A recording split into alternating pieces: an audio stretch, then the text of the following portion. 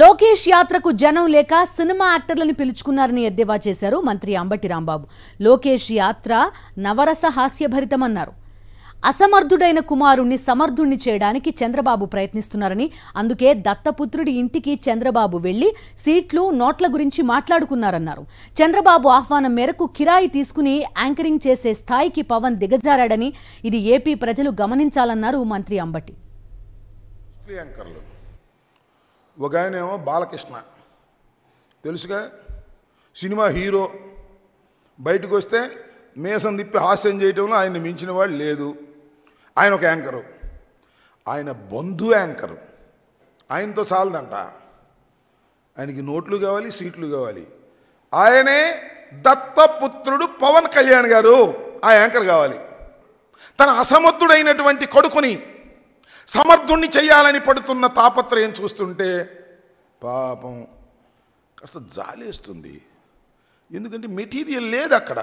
మీ అబ్బాయి దగ్గర మెటీరియల్ లేదు, కానీ ఉన్నట్టుగా భ్రమింప చేయాలని చెప్పేసి ఈనాడులో ఫ్రంట్ పేజీ రాతలు, ఆంధ్రజ్యోతిలో ఫ్రంట్ పేజీ రాతలు, TV5లో వార్తలు, ABNలో వార్తలు, దుమ్ము దులిపేస్తే పెద్ద నాయకుడు అయిపోతాడు అనుకుంటున్నారు.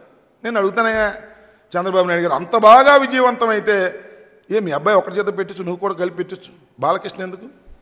అంతకన్నా మించి కాస్ట్లీగా ఉన్నటువంటి మీ దత్తపుత్రుడు యాంకరింగ్ ఎందుకు అని అడుగుతా ఉన్నా. మేము అధికారంలోకి వస్తే, వచ్చేది లేదు చచ్చేది లేదు, అది వేరే విషయం. మేము అధికారంలోకి వస్తే ఎంతమంది పిల్లలుంటే అంతమందికి 15,000 రూపాయలు చొప్పున ఇస్తాం అన్నాడు. ఆగొచ్చుగా, జనాన్ని అంటున్నాడు. ఒక పిల్లవాడుంటే ఎంత అన్నాడు, 15,000 అన్నారు కింద. ఇద్దరుంటే ఎంత అన్నాడు, ఈయన 30,000 అన్నాడు.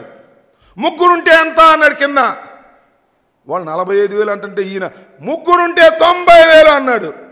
15,000 90,000 అని తెలిసినటువంటి ప్రబుద్ధుడు లోకేష్ గారు. Lokesh Babu is iron leg. అతను కాలు పెట్టాడు, తెలుగుదేశం కుంగింది. యువగళం వేశాడు, తెలుగుదేశం ఇంకా కుంగిద్ది. ఎర్ర బుక్ అన్నాడు, తెల్ల జెండా ఎత్తేస్తారు.